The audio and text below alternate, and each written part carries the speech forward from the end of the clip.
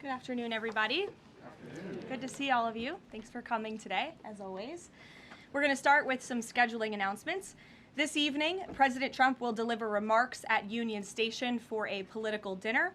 Tomorrow morning, the president will host the second cabinet meeting of the year and the 11th cabinet meeting of his second term. And later tomorrow afternoon, the president will host a Greek Independence Day celebration in the East Room. On Friday, the president will celebrate National Agriculture Day alongside nearly 1,000 farmers who are coming in from across the country for the first event of the season on the South Lawn, so pray for good weather, to highlight the president's successful policies in support of America's farmers, including efforts to lower input costs, open new trade markets, bolster the farm safety net, double the death tax exemption, end taxes on rural property loan interest, and create rural opportunity zones. Also, I'm pleased to announce that President Trump's meeting and long-awaited meeting with President Xi in China will now take place in Beijing on May 14th and 15th. First Lady Melania and President Trump will also host President Xi and Madam Peng for a reciprocal visit in Washington, D.C. at a later date to be announced this year. Turning to the ongoing military operations in Iran, the United States military continues to decimate the terrorist Iranian regime's offensive and defensive capabilities. Just over 3 weeks in, it's abundantly clear that Operation Epic Fury has been a resounding military triumph. More than 9,000 enemy targets have been struck to date. Compared to the start of the operation, Iran's ballistic missile attacks and drone attacks are down by roughly 90%. The United States is also annihilating the Iranian regime's navy. We have destroyed more than 140 of their naval vessels, including almost 50 mine layers. This is the largest elimination of a navy over a 3-week period since World War II. Again, let me reiterate, this is the largest elimination of a navy on the face of the planet in a 3-week period since World War II. We are systematically dismantling Iran's defense industrial base, which will prevent future threats to the region. Our military also remains laser-focused on eliminating the regime's threat to the free flow of energy through the Strait of Hormuz. Over the weekend, we dropped several 5,000-pound bombs on an underground facility used to store equipment, including anti-ship cruise missiles and mobile missile launchers positioned along the coastline of the strait. Our military efforts grow more successful with each passing day, steadily degrading Iran's ability to terrorize merchant ships. For all of these reasons, we are very close to meeting the core objectives of Operation Epic Fury, and this military mission continues unabated. From the outset, President Trump and the Department of War estimated it would take approximately 4 to 6 weeks to achieve this critical mission. 25 days in, the greatest military the world has ever known is ahead of schedule and performing exceptionally. Day by day, the Iranian regime is being crippled, and their ability to threaten the United States and our allies is being significantly weakened. Their ambitions of building a nuclear weapon have also been crushed to an even greater degree than they were in Operation Midnight Hammer in June 2025. That's why you're beginning to see the regime look for an exit ramp. They recognize they are being crushed, their ability to attack American and ally forces, as well as their ability to defend their own territory is dwindling literally hour by hour.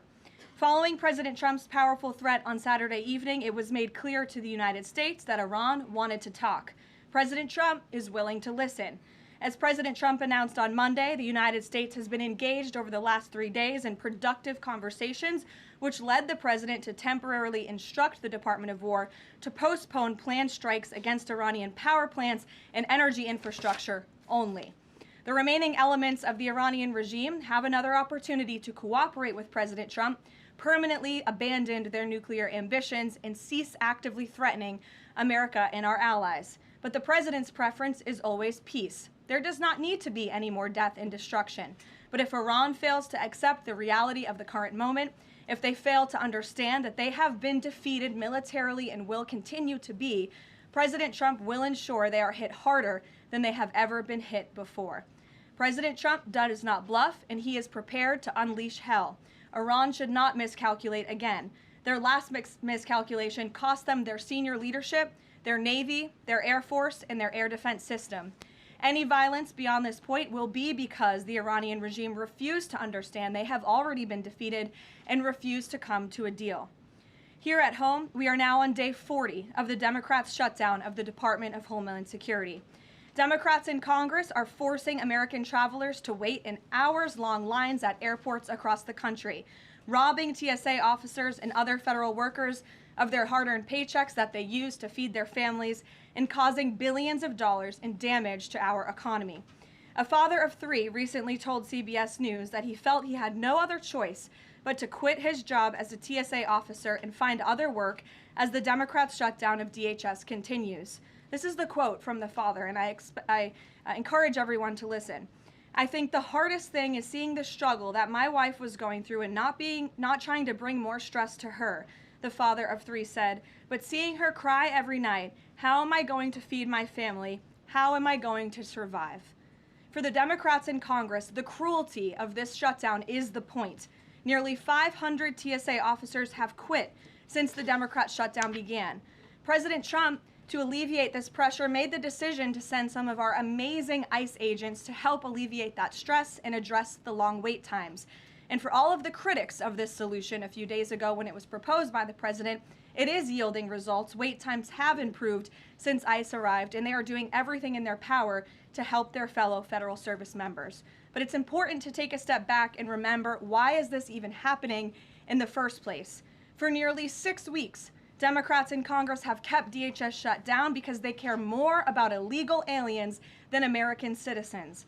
You have Democrat elected representatives in states across the country who are willing to inflict massive pain on their own constituents to fight for illegal aliens who broke our nation's laws to come here.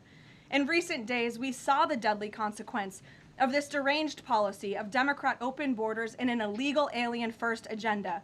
A beautiful 18-year-old girl, Sheridan Gorman, she was shot and killed in Chicago last Thursday morning while walking in a park with friends.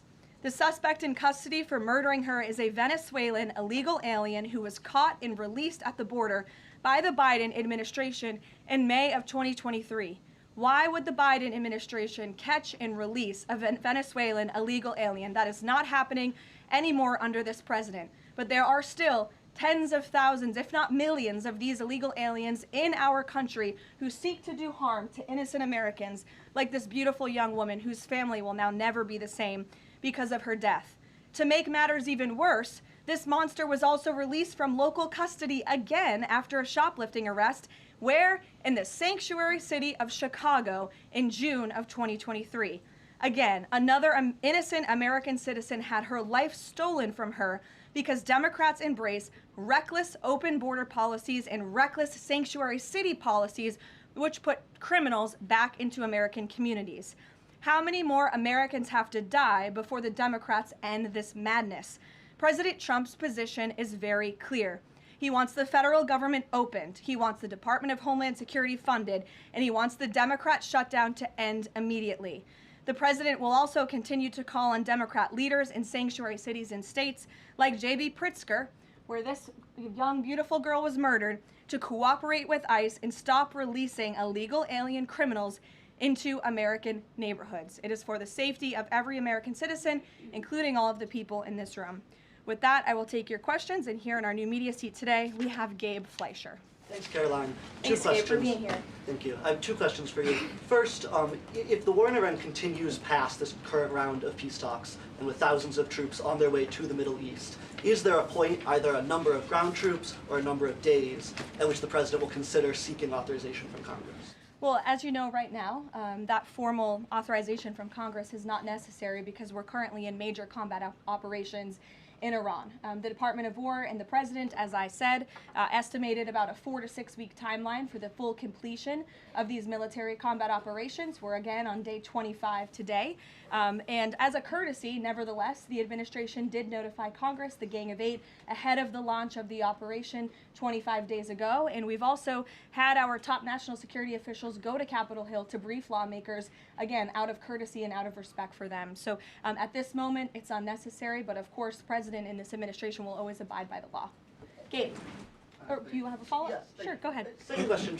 In my reporting, I speak a lot to young voters, many of whom voted for President Trump for the first time in 2024, hoping to have no more wars and to have lower prices. Now, with the war taking place and with gas prices going up, curious what President Trump's message would be to those voters who kind of swung into his coalition in 2024, but maybe don't feel the administration's going as they had expected. President Trump is doing this for you. He's doing this for young people so that we are no longer threatened by a rogue terrorist regime in the Middle East that seeks to kill the brave men and women who serve in our country in the Middle East, many of them young people themselves, young men and women who serve this country honorably in uniform and have been threatened, killed, and maimed by the rogue Iranian terrorist regime for 47 years. President Trump finally had the courage to step up and do what's right by our national security, our homeland security. As for the temporary short-term fluctuation in gas prices, the president has said once these combat operations are over, this administration is going to continue to unleash American energy dominance. We're continuing to do that every day, and we're going to see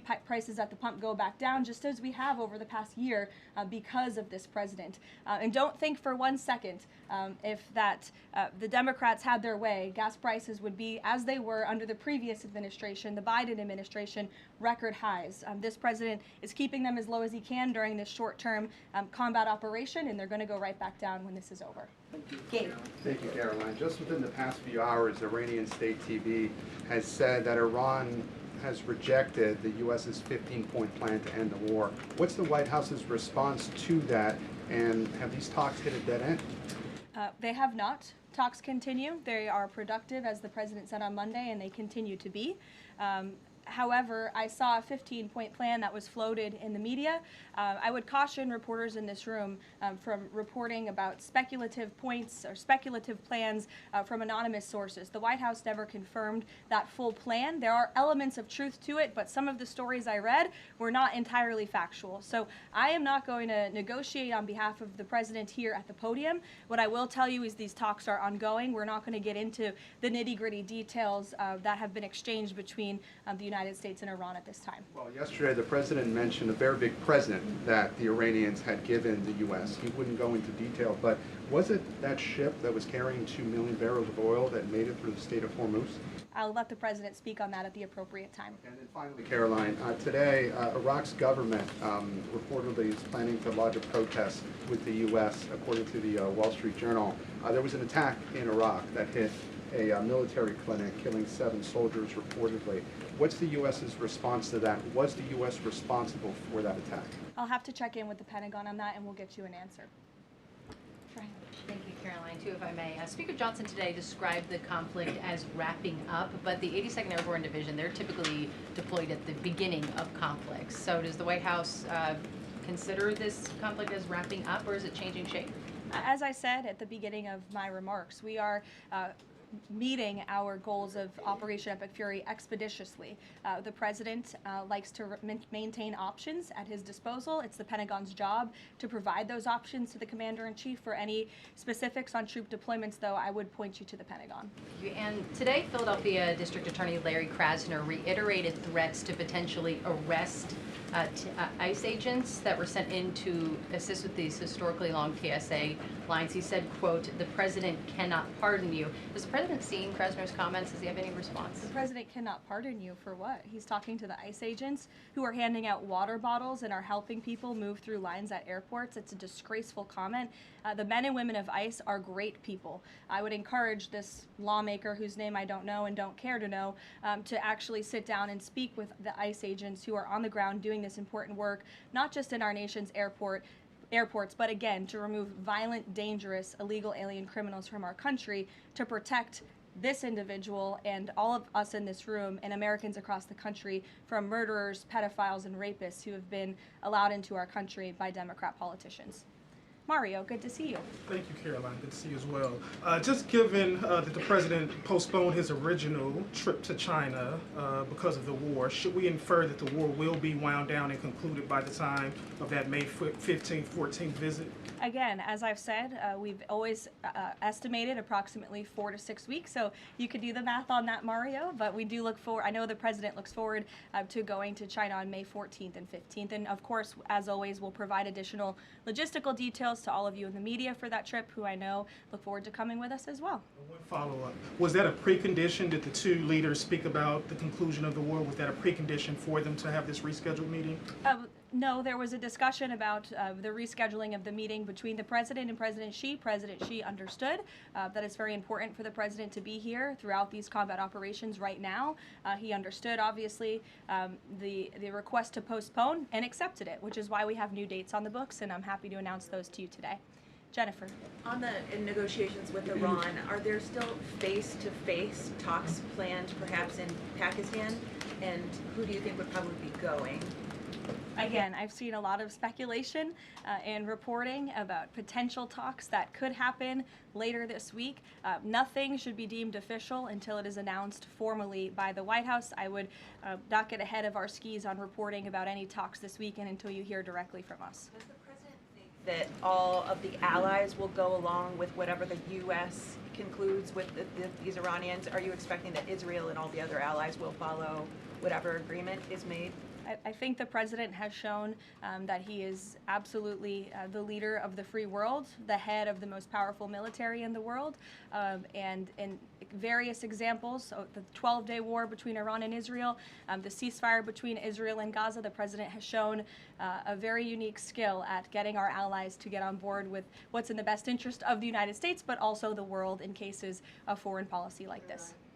Ed. Yeah, thanks, Karoline. So, is there a time frame as to when the first oil tanker can go through the Strait of Hormuz freely?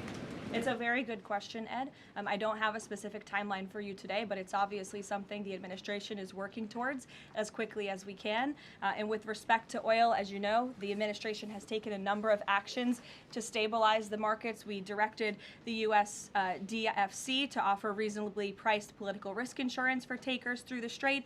We issued that temporary waiver to allow countries to purchase sanctioned Russian oil to alleviate global pressures. We're working with the IEA to coordinate the release of another 400 million barrels. We issued that 60-day Jones Day Act waiver. And then just today, EPA Administrator Lee Zeldin, if you missed it, in consultation with the Department of Energy, announced a temporary emergency fuel waiver to allow nationwide sales of E15, gasoline blended with 15% ethanol, to remove all federal impediments to selling E10 gasoline across the country. The emergency fuel waiver will temporarily waive the summer low volatility requirements and blending limitations for gasoline to provide additional flexibility to the fuel marketplace. So as far as tankers through the strait, something we're tracking very closely, but obviously the administration is coming up with creative new solutions by the day to keep the price of oil stable, something the president wants to see. And I know Secretary Bessent, Secretary Wright, Secretary Burgum, EPA Administrator Zeldin are all working together closely to find ways to do that. The president gave that 5-day timeline for pause in operations.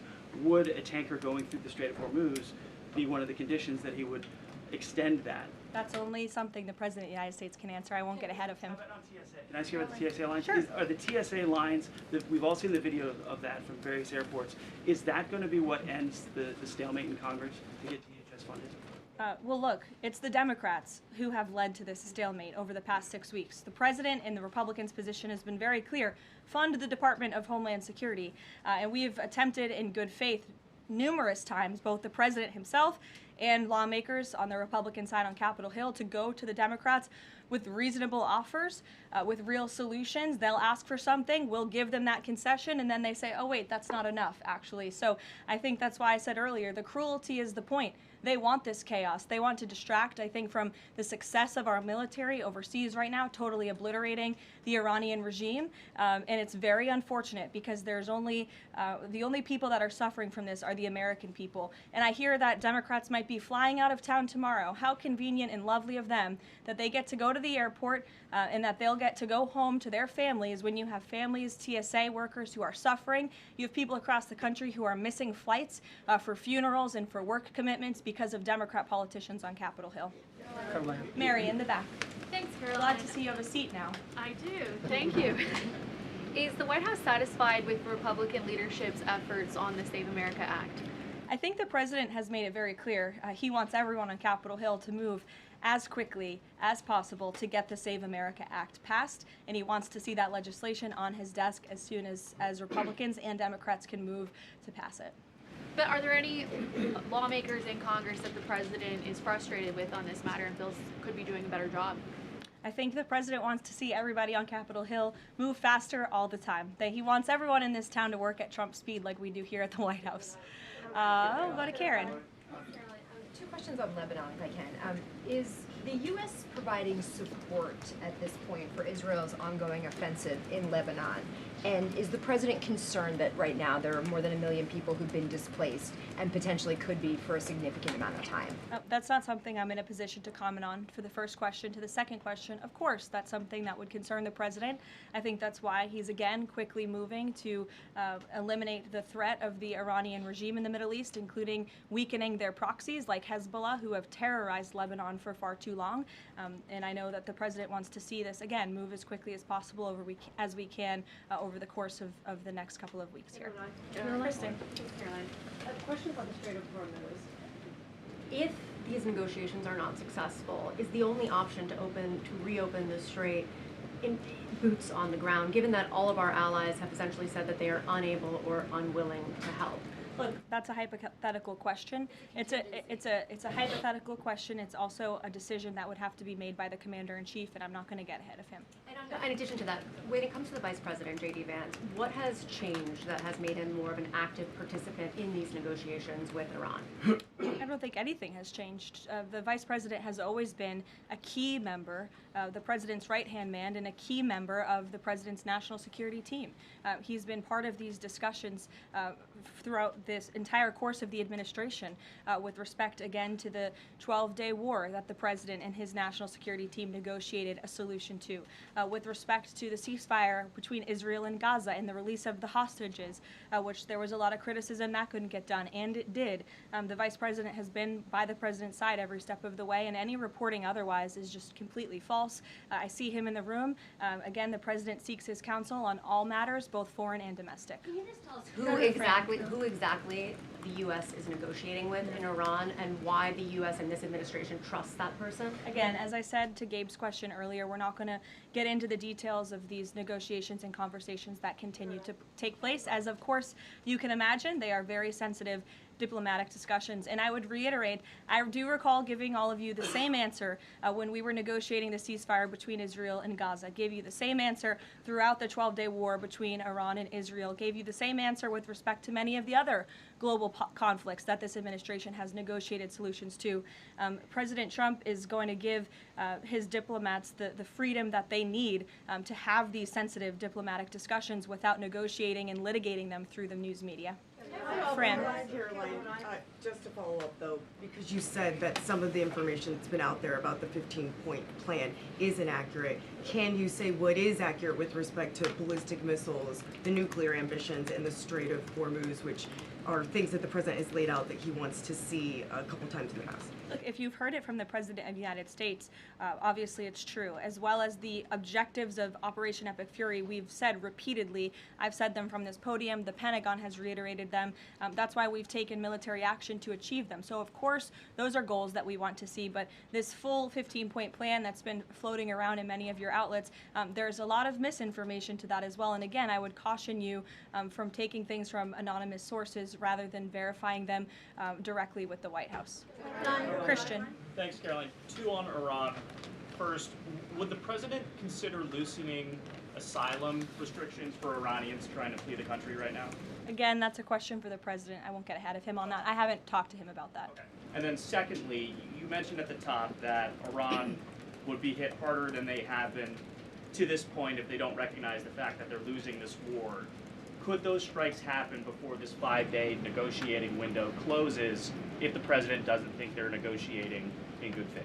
You're asking me to tell you if the commander-in-chief would authorize very strong strikes against the Iranian regime. That's not something I would ever reveal from this podium, true or not. Phil. Here, in the back. Thank you, Caroline. I was wondering if you would respond to some of this criticism of the administration from past allies like Joe Kent, who have said that the president's red line shifted from Iran cannot obtain a nuclear weapon to Iran cannot pursue nuclear enrichment. What is the administration's response to that criticism? I think the president and I have both strongly responded to the criticism by Mr. Kent, who unfortunately resigned in disgrace and accused the president of basically being controlled by foreign countries and foreign manipulation, which is a ridiculous and laughable assertion. So his accusations have zero credibility as far as this White House is concerned. The question of the red line shifting from no nuclear weapon to no nuclear enrichment, is there any substance to that argument? I think the president has been quite clear in what he wants to see from the Iranian regime, which is why he chose to launch Operation Epic Fury in the first place. Reagan. Thank you, Caroline. I have a question for you on the SAVE Act, and I'd like to follow up on the DHS shutdown. Sure. First, Senator The Mike Save Lee, America Act. Save America Act. The president corrected me yesterday. It was my fault. Senator Mike Lee said it's essentially impossible to pass the Save America Act through reconciliation. What's your reaction to that? Is the president worried that that strategy might fail? I think he's willing to try all strategies. I spoke with him about this yesterday, and he said if we can make it work through reconciliation, let's absolutely do that. These, again, are common sense policies that are backed by the vast majority of voters across this country. The only people in this country who don't support them are politicians on Capitol Hill, and you all should ask them why they don't want voter ID, why they don't want proof of citizenship to vote in our nation's elections. Again, these are common sense proposals that are wildly popular, and the president is willing to use any means necessary to get this legislation passed and onto his desk. And then on the DHS shutdown, do you expect deportations to decrease while ICE is in the airports? And what are the trade-offs of having ICE in the airports right now? Well, to address this obviously short-term problem and the chaos that has been sowed by these Democrats on Capitol Hill, to address the lines and to get Americans traveling and get them to where they need to be. So the president, I think this was a creative solution, again, that was criticized, but we have seen wait times decrease, not as much as we'd like. Hopefully they will continue to, but at major airports over the course of the last few days as ICE has been facilitating with travelers in these airports. Sure. Thank you, Caroline. On March 6th, the president said in an interview with Reuters that the U.S. should have a role in choosing Iran's next leadership. Now that we're almost 4 weeks into the operation, is that still the president's assessment of where things should go? As I've said repeatedly, I think the president obviously believes the United States wants to have someone in leadership position in the Iranian regime that will be much more favorable, that will be willing to work with the United States, that will no longer chant death to America. These would obviously be good common sense things for the United States and for our allies. I think that's what the president meant when he spoke with Reuters that day. Go ahead. The president yesterday said that he had achieved regime change in Iran because the regime has changed. In terms of... I mean, has it not?